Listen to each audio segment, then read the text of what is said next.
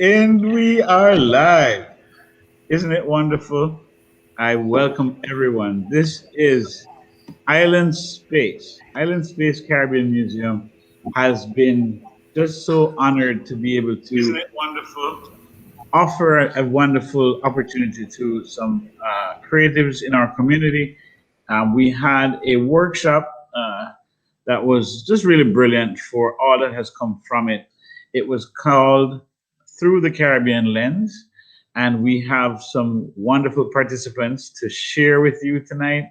The goal of today's broadcast to have our panel discussion today is really to share a little bit about what we're doing at the museum, some of the programming that we've organized, and to hear from the participants about what impact it has had on them, what it will bring them to do in the future, and really overall it's really about just getting to have a greater sort of community understanding of the things that are happening right here in our fantastic museum. I hesitate and I stutter to say it, but it is the Island Space Caribbean Museum, and this particular panel is for our recently completed workshop series Through the Caribbean Lens, and it is about the artists. So let's meet the artists. Our artists who are here, who participated and have agreed to join us on this panel discussion are, I don't think you see their names, so I'm going to tell you. In the brown shirt for the Reed family is Gregory. In the plaid tie for the Wright family, I love it, is G. In I see everyone to pick their outfits out. And in the in the what are we gonna call it? A beautiful button-down Oxford shirt is Ryan. Ooh, good move, Ryan. Love it. And then of course the beautiful, the young, the talented Danielle. Thank you for all being here. We're going to learn much more about each and every one of us and why we're here, what this means to you. But I'm going to start by calling on, and I hesitate to say it this way, but I'm going to call on my very good friend because I know my good friend is going to be super confident and have a lot to say. So I'm going to start with G, my bona fide.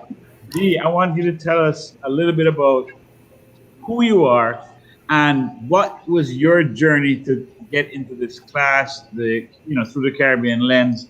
And if you could just do a concise, who are you and why do you love photography and what do you hope to gain from your participation in this particular workshop? Well, first of all, thank you so much for hosting this Island Space Caribbean Museum. The workshop was, it really drew me in. I've always loved photography, but I never felt like I was going to take a class. Seeing that it was two classes, 2 2-hour classes, and it will culminate in an exhibit really motivated me to participate. I've always loved photography. I love photography to capture memories. I'm nostalgic. I'm a storyteller. Also, I'll say I'm a storyteller, and typically I write. And this was a way for me to tell a story in another way using my visual voice. So I do a lot, but I would say for this context of this talk, I will identify as a writer, an LGBTQ advocate, and someone who's just really very motivated to share the LGBT community that's not really very visible in the Caribbean community. Well, thank you very much. I'm going to turn it over to another one of my great friends, and someone who I know has been doing photography probably as long as me, maybe longer, but who is a star in my world, and my colleague, Mr. Gregory Reed. Gregory, if you don't mind, could you tell me a little bit about your journey here to this class? What brought you to join us? Who are you? And why do you love photography? And what did you hope to gain from participation in this workshop? So this has, number one, thank you, Island Space, Island Museum. This has been a great opportunity to kind of polish my stone, so to speak. It was a great venue, a great set of classes that gave me an opportunity to see where I was in the process of being a photographer. So like you said, I have been doing photography for about 15 years, and I've done a lot of editorial work. I've done a lot of projects on my own. I'm a filmmaker as well. So my goal was to learn from people that had been in spaces that I had never been in before. So when you look at CW and when you look at Carl, what they have done is talk to a broader audience. And I wanted to learn and to take away how to talk to that broader audience as well. Not that I haven't done it before, but I think that it was a great opportunity to learn from people that stay in that space consistently and work that way. And that's what I wanted to do. Thank Oh, you. that's awesome. Thanks so much for that, Greg. And I'm gonna go. Funny enough, I'm gonna stick to sort of almost the experience level. I'm gonna go with Ryan. Ryan is someone who I did not know before, and so meeting Ryan first on Zoom for our first workshop, and then also in person when he came to the museum to continue. I'm excited to hear from you, Ryan, because I don't know much of your story, and no one here would be any less interested. So I really want to hear from you. Give us a little sense, Ryan, of what brought you here. Who are you as a photographer? Who are you in general? And what did you hope to gain when you started participation in the workshop? Yeah, thank you, David, and thank you to Island Space and the Island Space Museum for this fantastic workshop. I really recommend it to anybody who's been who's looking to gain new skills and kind of connect with other photographers around the Caribbean. My name is Ryan Jiha, and I was born and raised in Haiti. I think that's where my journey started. Just understanding, being born in Haiti, I always wanted to sort of understand where I came from and the history of the country and this beautiful country that's often misportrayed in the media and often, and for me, it was about contributing to the storytelling aspect of what was it shown in the images that I was used to and the world is used to see. So I think that's kind of what motivated me to pick up a camera and finding the beauty in where unfortunately, there isn't much to see unless you go very deep inside and outside of Port-au-Prince. So my story started in Port-au-Prince, growing up in Port-au-Prince. But then when I left Haiti,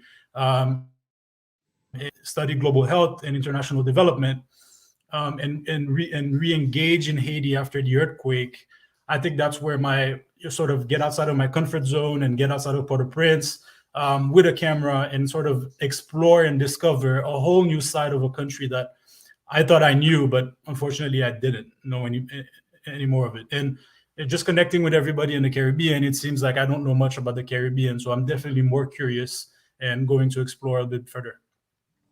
That's brilliant. I love that answer, and thank you so much for sharing. I can tell you, I don't know much about Haiti, but I've been there, and in my experience there, it's just a beautiful country with beautiful people and delicious food and tons of culture, tons of history. Yeah, I'm excited that you joined and that you're using your visual voice in this particular way. Thank you. To the other participant, Danielle, who is here on the call, you've heard the question. I don't need to repeat it, but I'm just going to say, Danielle, tell us a little bit about who you are and what was your journey to this particular workshop that we've all participated in, and why do you love photography? Share with us a little bit about who you are and what did you hope to gain from this workshop? First off, thank you to Island Space for putting this program together. It was very informative, and I loved being able to sit with a group of photojournalists and talk about our passion, what we love. And I've been a photographer for 6 years, and due to the pandemic, I haven't been able to get out this past year as much as I like and capture. And this workshop was the best opportunity for me to get back out there and start doing what I love again. I love photography because I love being able to capture moments that matter and also being able to preserve our culture, our history. And I think it's important to have that progress and have people to be able to look back on our images and see what we're all about. That's wonderful. I thank you all. We started off really great, and you guys, I love that you're all thanking Island Space, and Island Space is something that I am very integrally involved with. So I appreciate all those shout outs. But I really, as a board member and as the chairman of the board, the president of Island Space, I want to thank you all for participating, not only in the workshop, but for taking your time this Tuesday evening to come on and to share and to be open to any of the questions that I have. Now, some of your answers to the first question wants me to take off and go in a different direction. But I do want to first give an opportunity to everyone who is online to sort of get a sense of what it was that you guys learned. So I know I already asked what you hope to get, and you guys been giving props and praises to what Island Space did, but stripping it away and just coming down to like what was meaningful to you in terms of what you got. What is it that you learned? For example, I'll say this: I'm a professional photographer myself, and I do this as my love and my passion as well. I do many art exhibitions. And in being a part of this workshop, I know that my takeaways are also, impactful on me. I'll say this specifically, like, just hearing, again, we're speaking of course, Carl Juste, who was our primary instructor, as well as to CW Griffin, who was also our instructor. What they brought for me that I thought was extremely important was in terms of how is it that we tell stories? What is it, what's our approach? How do we make a picture? So there was an intentionality about how they discussed their work and how we should approach the work. I'd love to hear from each of you. Let's start this time with, let's go with Greg Reed to start off on this one.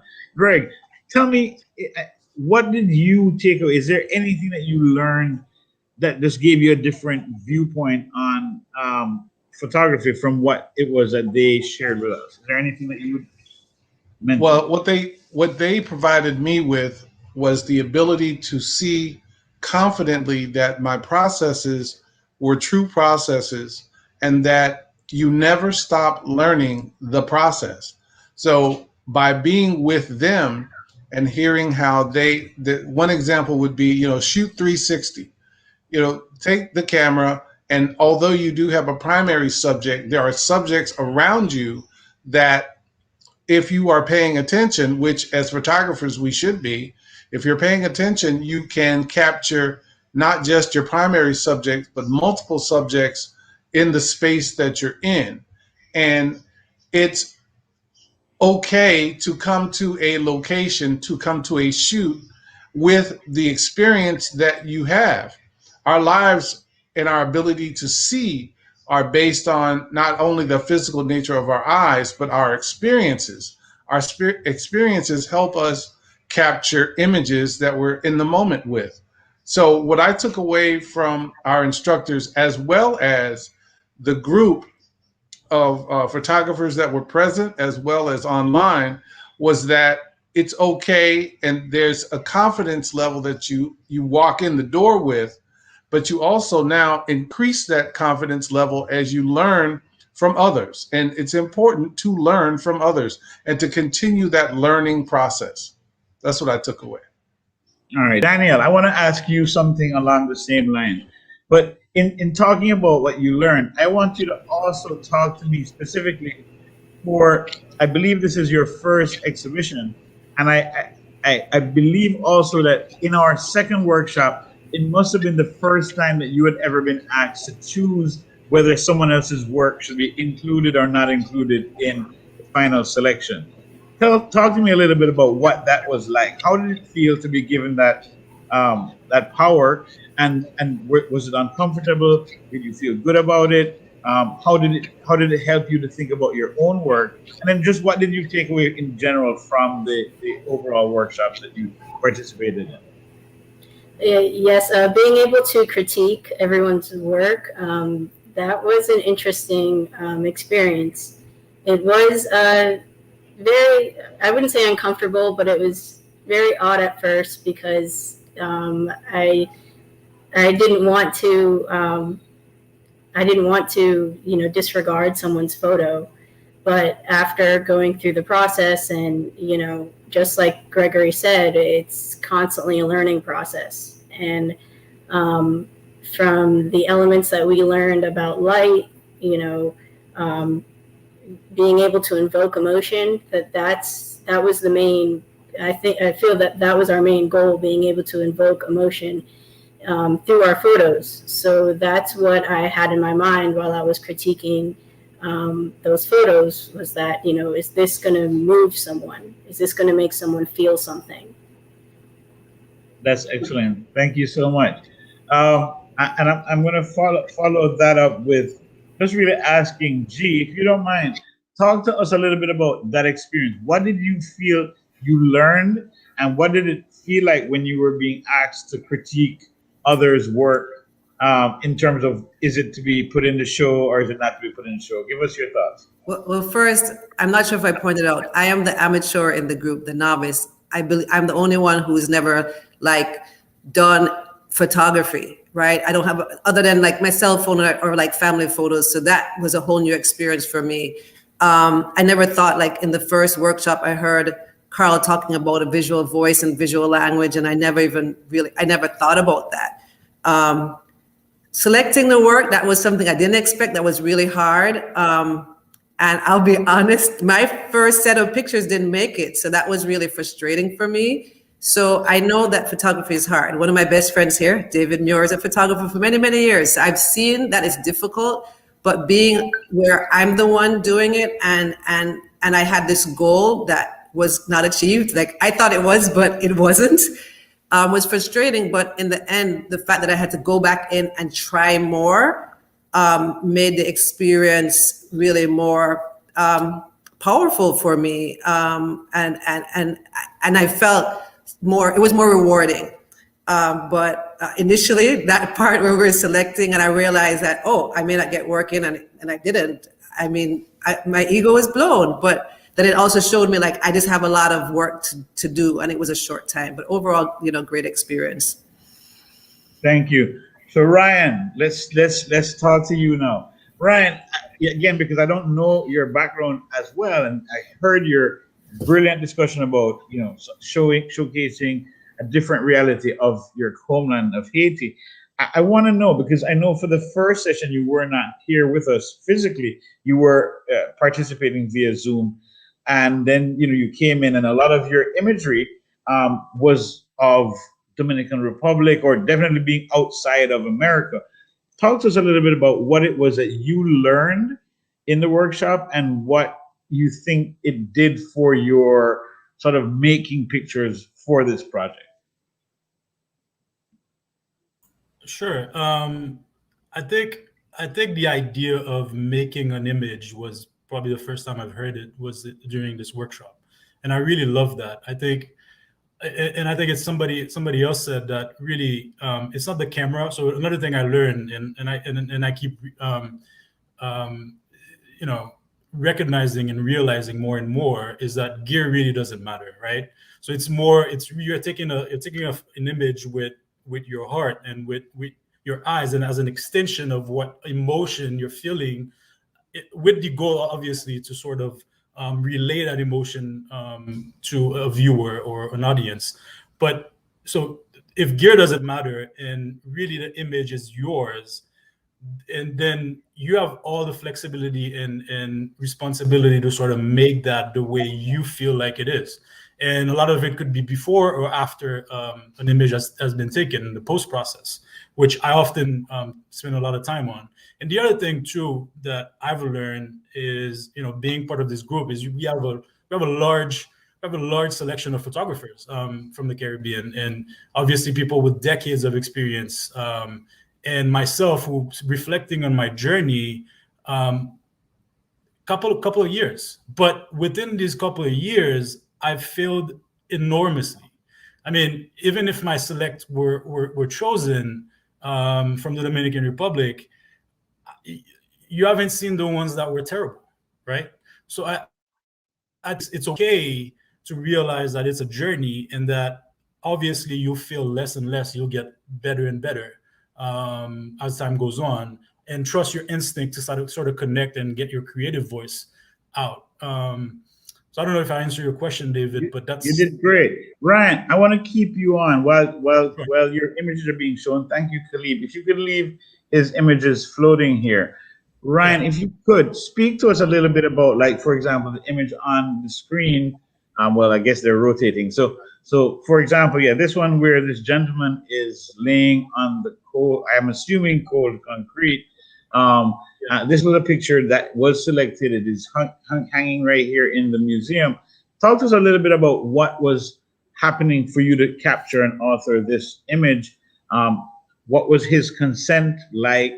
And just give us a little overall about what this was like for you, creating or making this particular photograph. Sure. I think it reflects sort of my personal voice and my personal preference of photography. It's really I'm more inclined to do street photography. I love exploring. I love walking the streets wherever I am and wherever I am. And always having a camera on hand not only forces me to focus on the moment, but I also connect with people. And for me as an introvert, that's the part where I get outside of my comfort zone. But then, this particular picture that you saw with the gentleman on the floor, on the concrete floor, I met by accident just walking in a town in the Dominican Republic. He was Haitian. Just knowing, the struggle that Haitians have to deal with anywhere in the world, but particularly in the Dominican Republic, with being migrants and being of darker skin and being discriminated against, obviously I had empathy and automatically started speaking Creole with him, and he got, that's one of the, it's as if I was talking to a friend, obviously, and he got very comfortable right away. I do not necessarily ask for consent when I take my pictures in a street photography context, but for him, I felt like he wanted to be seen. I felt like, and that's usually the case of what I, of my subjects whenever I'm taking pictures in the streets. I feel like, especially oppressed subject matters, such as a Haitian in the Dominican Republic. They don't often have the possibility to show themselves in the way they want to be shown. And what I really wanted to portray is the dignity of this person who's working extremely hard in a very challenging context. And I wanted to show him in his environment, in his safe place, however meager that may look to us, but that's what he has, and he has agency to tell his own story, and that's what I wanted to portray. Thank you. I want to move it along, but I want to ask one last thing about that image that we were just focused on. Sure. In terms of that image, what drew you to go down to his level? Because that's a different picture if you shoot it from above him, standing above, but he's right. laying on the ground and you're at his level. Tell me a little bit about what instinct or what had you go down to his level to capture that shot? That's a good question. I think compositionally, it made a lot more sense. I wanted the Nike shoes to be Nike sandals to be in part of it as well. And I also refrain from, that's one thing we've learned. The techniques, is the angle of your camera matters, right? And how, in street photography, I usually take it from the waist down. But in this case, again, my goal was to show this man who we've connected for a few moments, to show him in his best light. and also as a human being, as anybody else, who deserves to be where he is. And I think I just felt like taking it from above would have diminished him, which usually is the case. So I often, when I want to put somebody in to valorize somebody or put him in a good light, I'll take it from either above or at the same eye level, and that's kind of where it came from. Okay, I thank you for that. And so now, again, moving it along, trying to make sure I get the sense of it. I want to go back to Danielle. And Danielle, as a part of what we were doing in the workshop, we talked about this process of making a picture and getting things in place. So I noticed that in your work, a lot of the imagery is candid, and particularly with animals. So if you could just speak to what it's like. How do you put yourself? How do you get yourself? How do you find a way to be in the right place at the right time, not just for a candid, but for a candid that involves animals that we can't really interact with? There's no communication level. Talk to me a little bit about your process of making a picture with animals, and how do you get yourself into the right place for that? For me, I've always felt a connection with animals. Actually, when I was younger, I wanted to be a veterinarian, and then I fell in love with photography. But, one of the things that CW actually said that stood out to me is that, the emotions seen in animals are universal to humans. So, when you're around animals and you study their faces, it's just it's almost just like looking at a human portrait. With this picture I took at the racetrack, it reminds me a lot of competition, and it really was. As the horses were coming down the line. I had my shutter speed set to 4,000, and I zoomed in just to make sure that I got that shot. And I think that it was a plus as I was going through my frames, and I realized that I had caught the jockey and his whip as well. I thought that was even better to add to the movement and the motion of the photo. Wonderful. I thank you for that. I think I too agree that that's a beautiful story that the jockey raised from the horse, and his hand action showcasing that he's gonna show the horse the whip, which I'm not a fan of, but at the same time it's competition, and that's gonna get him to cross that finish line ahead of the other competitor. Now, continuing with that thought. There's an image. I don't know if our behind the scenes team can put up the one with the birds, but it seems like this family, whether it's brothers or cousins or lovers or whatever, there's this image of these birds. I'm not seeing it come up, so I'm assuming they don't have it. But it's really just so amazing. I could walk over to it, I guess. Maybe I should do it, but I'll do it later. Speak to us about a little more on. You say that that these types of emotions are seen in humans, and they're equal for the animals and so on. But if you could, do tell me, how is it that you come up with your thought on, yes, I am I am making this picture. What's the patience like? How long did you wait to get this type of picture?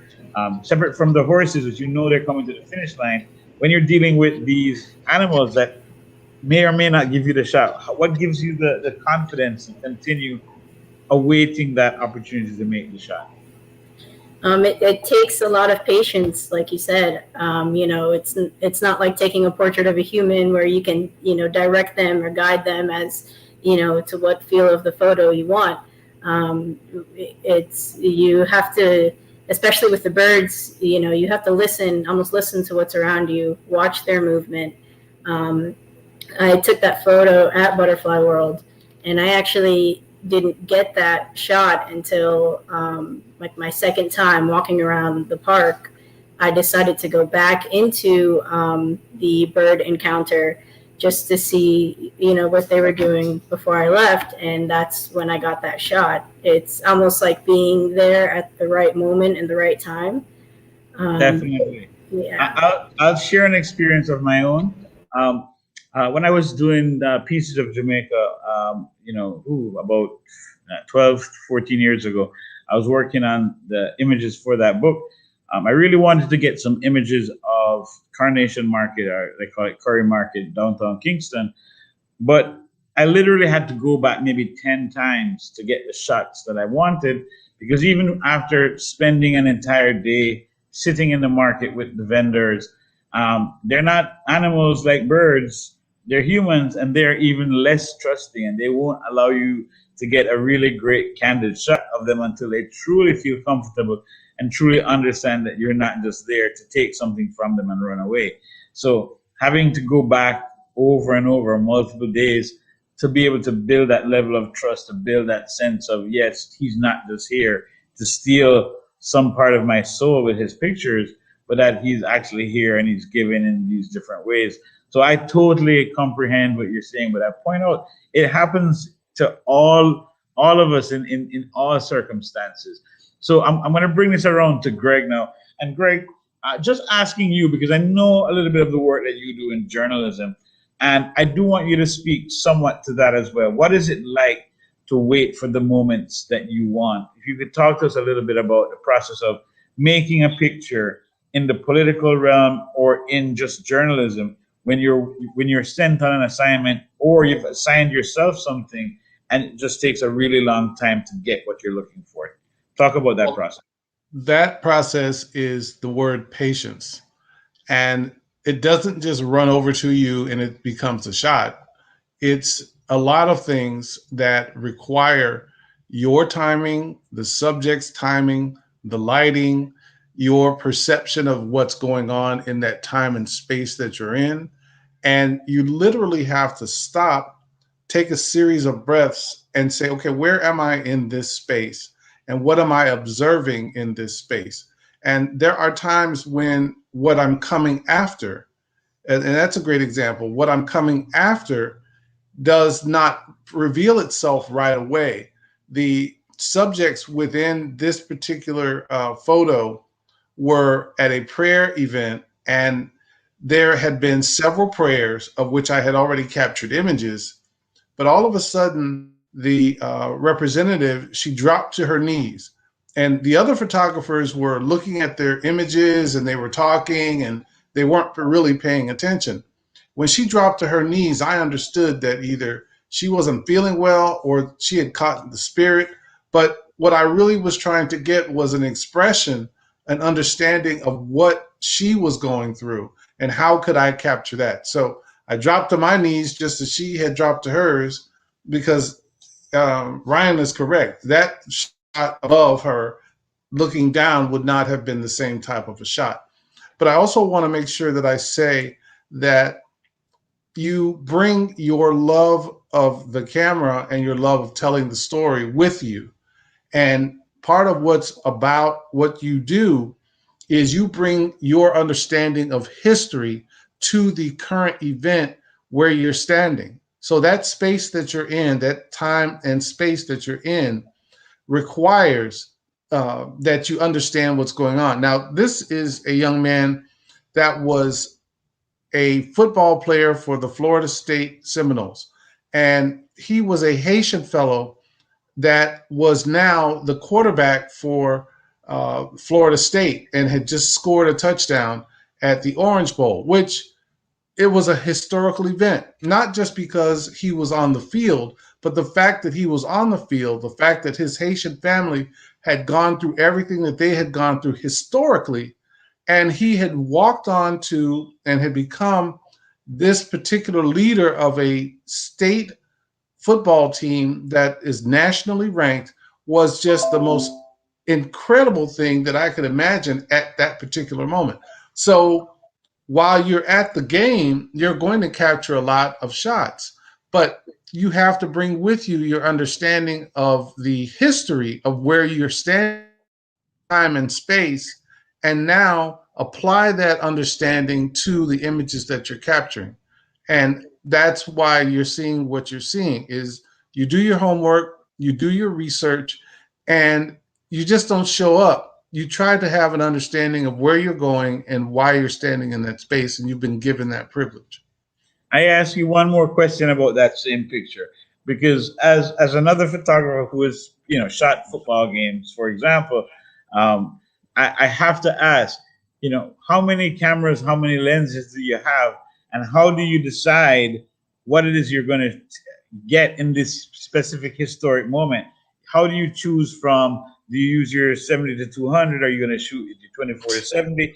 How do you know what's going to tell that story in that moment? It's happening at lightning speed. You can't remake it. How do you make that selection?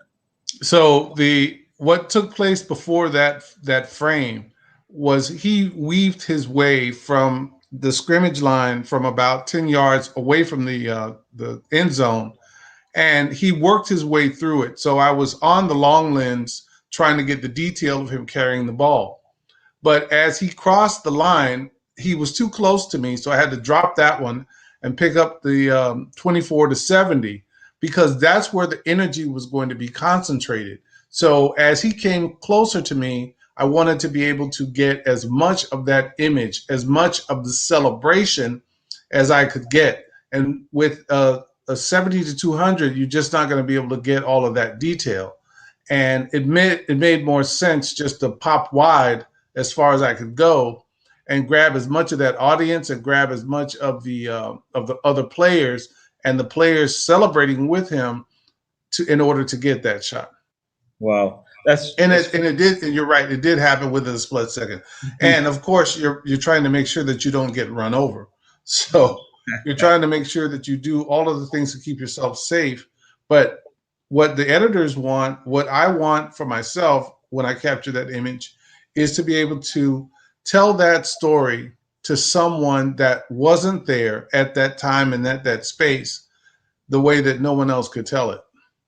Absolutely. You did good, because I know that circumstance, and switching cameras and then regaining focus, getting that shot all in a split second is pretty freaking amazing. So congrats. G, I want to ask you a little bit about some of your process and about your making a picture, particularly because, again, you have stated to us that this is your first time. So if you could speak a little bit about what's it like switching from taking a picture with your cell phone to now trying to use an SLR, and then additionally, what it's like for you to now make that picture. So you're doing it so much more intentionally and not as, what I call firing squad, where people are lining up, smiling at the camera, waiting for the picture, where you're now getting something that's much more candid and yet at the same time posed, but not in the standard smile of the world. Talk a little bit about that process for you. Well, I'm gonna use one of the words Greg just used: patience, massive amounts of patience. I don't really feel I'm very tech savvy, so now getting into ISO and f-stop and all of this stuff and thinking about light and in the workshop, that was something that was discussed a little bit. Where do you want the light? Like, these are things like, I know what I want to see, like I know the product. But the challenge for me was how do I really get to that product? And a few of us have referenced to it. The first day of the class, that concept of instead of taking photos, we're making them. So it was really challenging for me because not only am I new to photography, I do want to acknowledge that this workshop was a space that I felt comfortable as a novice, and I'm there with photographers who have been doing this work for a very long time. Greg said 15 years. So I felt, that it was appropriate and it was comfortable. But what made my challenge even more difficult was I had subjects that I had to connect with. So it wasn't like I encountered subjects, like I knew exactly who I wanted to shoot. This beautiful couple, right? Funny enough, I'm Jamaican and I believe Greg is African American, and here we go. And here, this is a Haitian couple. So somehow we're drawn. There's like a Haitian theme going through here. But I was determined, and David, I was determined to shoot this couple. They're busy. I'm busy. So before we even get to the actual taking a photograph. It was just like coordinating it. And then once I'm there, I know what I want, but how do I get to that? And then I didn't shoot one person, I'm shooting two people. So one person might like have the perfect expression and the other person blinked, you know, so it was really challenging. I ended up I did that first shoot and then went back and to contact them to go, hey, so thanks again for last week, but I need to come back. And I'm in their home. You know, this is like a very personal space. I'm in their home, and there's a vulnerability to that. But you know, we're Caribbean, and we're also Black folks, Black people in America. But especially as Caribbean people, we don't see LGBTQ people. We don't see their imagery, right? And sometimes we might see them, but they're not identified. So even that couple, like people saw that couple and did not see a couple. You know, people believe that they're sisters or maybe friends. And it was important for me because for myself, like I didn't see imagery of Jamaican lesbians or Haitian lesbians and so on. So it's helpful for me to feel like someone else could see themselves. And then also I think this normalizes us, like having us represented in imagery, in media, it shows people like, hey, that queer people are just like everybody else. So that picture that you had, that the couple where they're sitting down in the couch was actually what I really, really wanted to make this picture here. I felt like it was just showing this like, hey, just like anybody else, these are the things we're doing. We're chilling, we're hanging out there on their cell phone. I just really wanted to capture that. And then the one that made the show, which is the one with the light behind, this picture here, it is stunning, it is beautiful. It was towards the end of this long night that I remember just saying, okay, let's just go in the hall and let's try this. And, you know, I felt really grateful that it did make the show. Excellent. I thank you for sharing. I am cognizant that we are on an hour timeline, which means we're just about 15 minutes from the end. I can't see how much audience we have, but I would highly recommend if there's anything anyone in the audience would like to ask, now would be a great time. It could be about photography. It could be about the process. It could be about, you know, when is the next one? It could be anything. If you have any questions, now would be a great time to post so that we can address them before we end this session. Also, I would also recommend anyone watching, now would be a great time to share so that others who you know could also catch the show. So please share to your social media so that others who may not have caught this live can get to rewatch it at a later time. Coming back now to sort of like talking to the photographers, the artists who participated, I want to just hear a little bit about, are you happy with what was chosen and what is it that you think will be next for you? So I'll go now to, I'm going to say Ryan to start here. Ryan, if you could talk to us a little bit about, you know, 3 of your images were selected and entered into the show. One was that beautiful image I'm looking behind me because it's over here, Supervision. I thought it was just brilliantly done. The one we discussed and then one here at the barbershop. Talk to us a little bit about the images that were chosen and what do you plan to do next with your photography based on what you experienced? Yeah. Am I happy they were chosen? Absolutely. I mean, for the limited amount of time. I mean, again, this is an image of a young Haitian woman migrant, actually stateless. She's stateless in the Dominican Republic, and you know, without papers, she's having incredible amount of difficulties finding papers. So just the serendipity of us sort of meeting like that while I'm walking the streets, and again. And I completely agree with Greg. It's about understanding the social context of where you are. You know, for me, not only is she Haitian in a very difficult context, but she's a Haitian woman in a difficult context. And I really love when I make my images, and I love saying that, making images, that when I make them, that I flip the script. Again, it's an opportunity for giving her a voice, which you know, she desperately needs. I mean, again, she wants to be seen. She wants to be seen the way she wants to be seen. But again, it's flipping the script of a Haitian woman now in a sort of a power position, in a power role, and I just love how she just happened to be in that little shack there, and that supervision on top of it.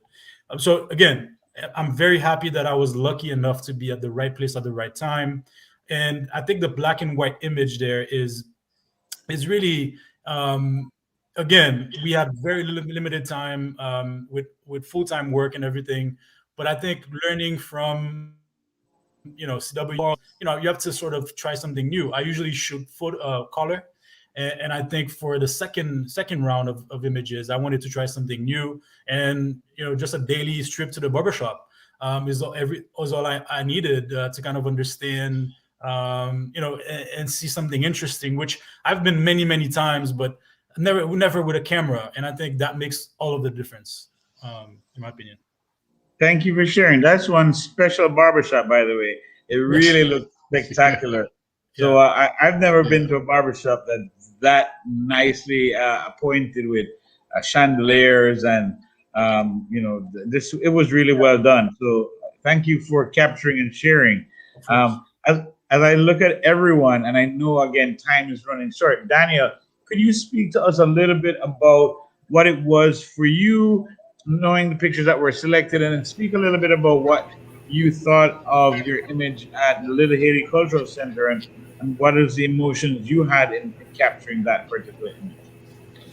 In capturing that image, I saw an opportunity to portray, I guess you would say, loneliness in a sense. This man, he's actually a regular at the Haitian Cultural Center, and as I was approaching him, I realized, he's just doing his thing, and I caught that photo with the intent of showing, how the colors in the mural, how it clearly represents culture, it represents reunion, and this man is in the corner. And actually going to approach him, he didn't really want to have anything to do with me. That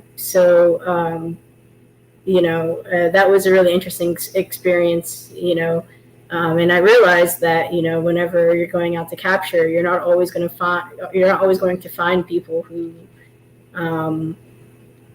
want to be highlighted in front of the camera.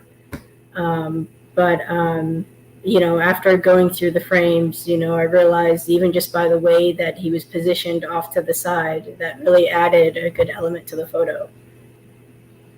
Thank you. And I just want to finish with you on this thought.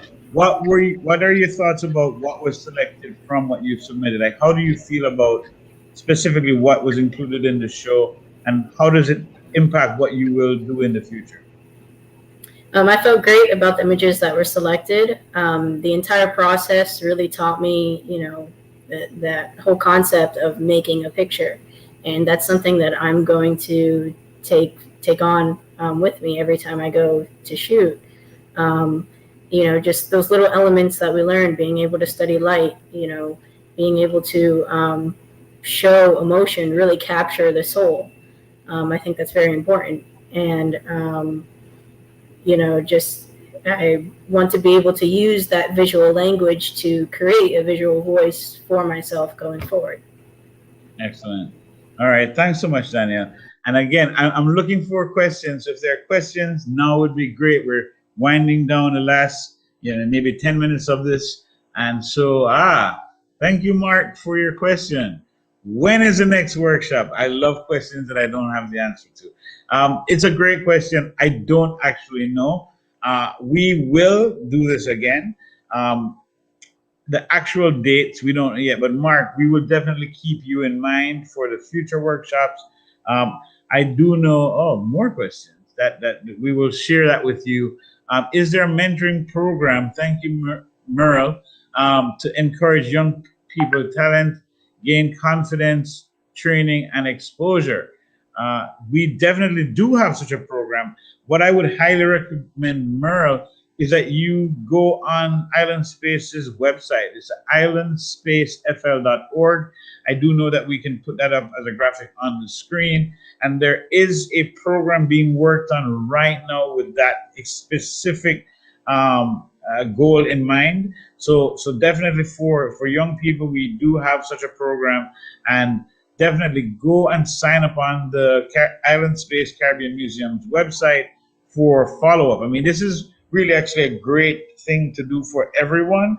You should all sign up so that you can get our newsletters and the different information about upcoming programming. So I highly recommend that everyone go to the website and sign up for future notifications. Mark asks, what was the most difficult photography to make with I'll just say, what was the most difficult photograph to make with each photographer? I don't know if we'll get the time to ask each one, but we're going to try. I'll ask that of Greg Reed at this time. Greg, if you could just speak to what was chosen and what was, as Mark said, you know Mark, he's your great buddy. Yes. What was the most difficult thing for you, or the most difficult shot? It may be at the White House, it may be something else. Talk to us about what was your challenge. So the challenge was the photo of G. And that photo, that the history of that photo is one. There's so many messages in this particular photo, but the first part was 1968 in St. Augustine, Florida. Black people could not get into a pool, and you did. White folks would run out of the pool, would get out of the pool, and they would call the police that would show up with dogs and escort you out of the pool. And G went through a similar event a year ago, and when I saw her in the pool, now I specifically went to the pool knowing that I wanted to capture an image of her in that pool, and possibly the son also in the pool. I didn't know how I was going to get it. There was no particular rhyme or reason for how it was going to happen, but the word patience is there again. So David, I think I ran over to you and I said, well, you know what I'm trying to get? I'm trying to get a shot of G in the pool. And what I wanted to be able to say and understand was that when she was accosted, she was a woman with a son in America. We just went through George Floyd, and here it was, someone was now attacking her about what she had the God-given right to be able to do. And that was about getting into a pool and who she was and the fear that could engulf her. And I just kept seeing all of that greatness that she has in that water, in that pool. And in that space, the way that water surrounded her, there was a lot of confidence in her. There was a lot of confidence in her. And I just kept seeing it. And it just kept hitting me in the face. And it was patience. So she had done freestyle, and she had done breaststroke, and now she was doing the backstroke. And that's where that patience comes in, because I just needed to wait for her to get comfortable in the water and get comfortable in that space and capture that image. So to answer to your question, Mark, that was the hardest one to get, simply because I had to wait for it to hit my brain. And for all that I was trying to tell you was, you have to understand the history of, that time and space that you are in. So contextually, we had what happened to G a year ago, but we also had the context of what happened in 1968 when Black folks couldn't get into swimming pools. And that was a moment that you just could not pass up. And being in the right space, understanding what you're trying to capture, and being able to represent all that she was going through in that one moment was about 60 years worth of history. Thank you so much for sharing. That's great. I see specifically that we're rounding on the end of time. I do want to allow, I'll say G first, and then I'll ask Ryan and Danielle as well. Speak to Mark's question. What was your hardest, if there was a hardest? And then finally, just make comment on, again, as we wrap up, what it is that you think you will do next. Yeah, I mean, what was hard for me, they were all difficult. I was trying to tell this story and show this intimate couple without them being graphic. So that was just hard for me to say, do something that's intimate without having to be really conspicuous. And that's what for it to translate that these are wives, right? So that overall was that was difficult. And I think this is the one that shows it the most here out of the one that's I shared. Next, I want to do more of this. I need to do more work. I need to do another class, maybe classes. And I want to take a look at people who have done work like this and look at their images. So I'm looking forward to doing more. And I think we're wrapping up. So I'll just say thank you so much. And to tell folks to please, you can go to the museum in person until August 29th to see the show. Excellent. Good invitation that you can. We're here at the Broward Mall. I'm currently at the museum. You can see some of the work hanging on the wall behind me. Some of the same pictures that we've been discussing. They are here. They are on the wall. I am at the museum currently. So that is definitive. But I do want to ask both Ryan first and then Danielle second. You could just speak to Mark's question.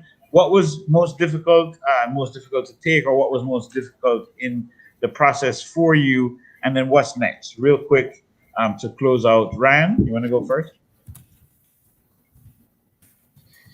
Yeah, absolutely. I guess I'll take Mark's question as what was most technically difficult. I think for me, the most technically out of all three was the one where he was lying on the floor, just because there was a lot less space. It was a very narrow, area, and the background was sort of, you had the highlights in the background, and then his, in the foreground, it was completely dark, and I sort of had to find a way to get enough light inside the camera, obviously, and then the editing process. So I think technically it was that picture, and then the second was the woman, the lady in the supervision shack, just because I had to go back a few times.